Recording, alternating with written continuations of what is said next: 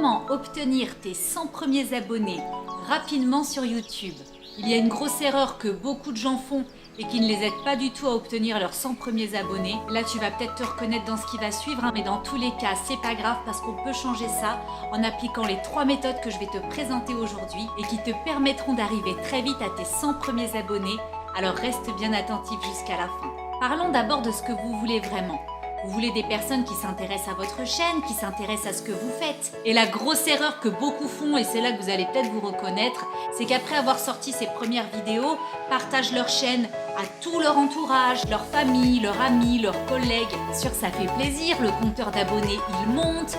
Tout le monde s'abonne parce que tout le monde veut faire plaisir. Mais c'est une erreur de faire ça parce que ça va tromper l'algorithme de YouTube. Je vais vous expliquer. Imaginons que tu viens de sortir ta chaîne de pâtisserie.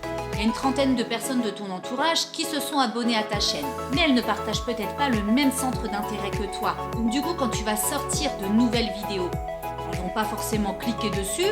Ou alors si elles cliquent dessus, elles vont regarder la première minute, histoire de voir de quoi ça parle, mais elles ne vont pas rester sur toute la vidéo. Et quand on se lance sur YouTube, l'algorithme, il ne te connaît pas encore. Alors qu'est-ce qu'il fait ? Il propose tes vidéos déjà à tes abonnés. Mais si tes abonnés ne les regardent pas, s'ils cliquent et qu'il reste une minute dessus, ça va complètement fausser l'algorithme. Qu'est-ce que va se dire l'algorithme ? Que ton contenu il n'est pas vraiment intéressant parce que tes propres abonnés ne le regardent pas. Il va se dire « Ouh là là, le temps de visionnage il est vraiment minime ». Je vais pas l'envoyer sur d'autres profils. Et du coup, c'est compliqué d'atteindre les personnes qui seraient vraiment intéressées par ce que tu fais. Heureusement, tout est rattrapable. Donc même si tu l'as fait, c'est pas grave. Si tu suis bien les 3 méthodes que je vais te partager aujourd'hui et que tu les mets en application, eh bien tu verras que tu obtiendras très rapidement tes vrais 100 premiers abonnés pour pouvoir te créer une communauté de personnes qui s'intéressent vraiment à ce que tu fais. Vous cherchez des gens qui vous cherchent aussi. Cette phrase, elle doit toujours rester dans le coin de votre esprit pour aller en direction de ce que vous voulez vraiment. Alors comment chercher des gens qui te cherchent aussi ? Eh bien je vais vous présenter mes 3 méthodes. On va y aller crescendo. Mais restez bien attentifs parce que je garde la meilleure méthode pour la fin. La toute première méthode, on va la faire sur Facebook. Alors même s'il y a plein de monde qui disent que Facebook c'est plus du tout à la mode, n'empêche que sur Facebook, il y a des tonnes de groupes de thématiques complètement différentes que vous pourriez intégrer et rencontrer des personnes qui seraient sûrement intéressées par votre domaine. On va prendre l'exemple de la pâtisserie, on va passer derrière mon écran, on se connecte à Facebook ensemble. Dans la barre de recherche de Facebook, vous tapez des mots-clés de votre thématique. On imagine donc toujours dans la pâtisserie, on va taper pâtisserie. Après, tout dépend du domaine dans lequel vous êtes, mais vous faites des recherches pour aller voir les groupes qu'ils proposent. Donc quand vous avez tapé votre mot-clé, vous allez dans groupe et là vous voyez par exemple la pâtisserie pour les débutants. Ça pourrait être un groupe intéressant pour apprendre des choses aux autres. On va intégrer le groupe la pâtisserie pour les débutants, rejoindre le groupe. Et nous voilà membres du groupe. Plus vous allez être actifs sur les groupes, plus vous allez vous faire connaître. Je vous conseille d'aller jeter un œil un peu tous les jours, voir s'il y a des personnes qui ont des problèmes, qui posent des questions. Là par exemple, si on descend, eh bien, il y a un commentaire. Bonjour, j'ai besoin d'un conseil, j'ai raté mes orangettes, j'ai mis de l'eau dans le chocolat. Eh bien, si vous avez la réponse, notez en commentaire la réponse. Vous pouvez également aller retrouver cette personne en MP, lui expliquer la solution, lui donner des conseils et également lui parler de votre chaîne YouTube. Là, c'est un exemple, si vous aviez une chaîne de pâtisserie, mais ça fonctionne dans toutes les thématiques. Si vous êtes par exemple dans le make-up, eh bien, ça fonctionne pareil. Vous allez sur Facebook, vous tapez make-up, les groupes, make-up, groupe pour débutants, amateurs et professionnels de tout genre. Il y a vraiment plein de groupes différents, donc après à vous de faire en fonction de votre thématique.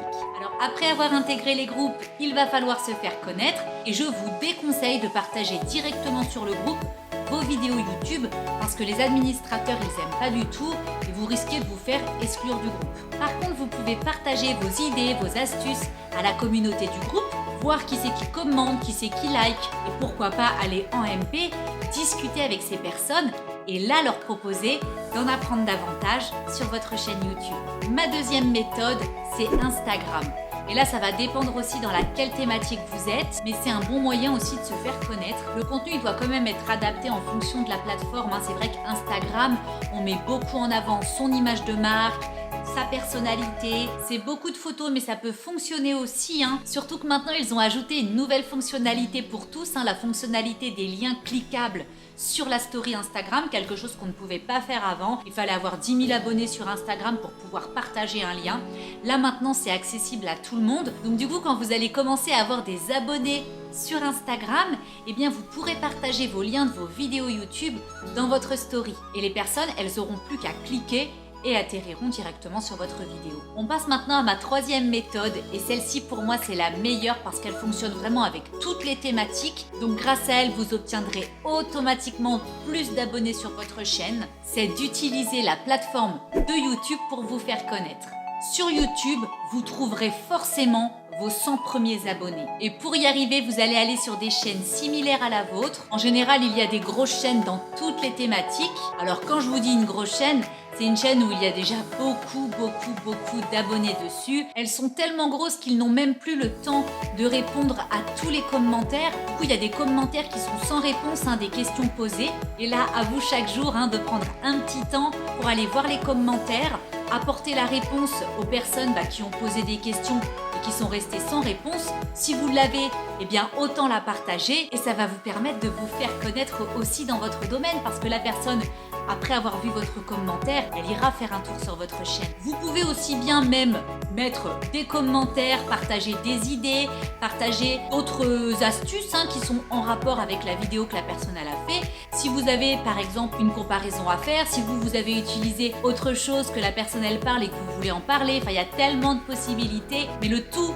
c'est de se montrer, d'écrire des commentaires pour pouvoir être actif dans la communauté et permettre aux autres de voir aussi votre commentaire et d'avoir envie de venir sur votre chaîne. Ce que vous pouvez faire aussi, si par exemple quelqu'un a posé une question mais n'a pas eu de réponse, tentez, allez voir par exemple sur Instagram en tapant son pseudo, allez voir si elle est sur Instagram, allez apporter la réponse en MP en lui disant voilà, j'ai vu que tu avais posé telle question, tu n'as pas eu de réponse, je me permets de te contacter parce que j'ai la solution pour toi. Et là, vous allez apporter de la valeur à cette personne.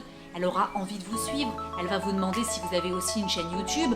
Vous pouvez très bien lui dire, moi aussi j'ai une chaîne YouTube qui traite ce sujet-là.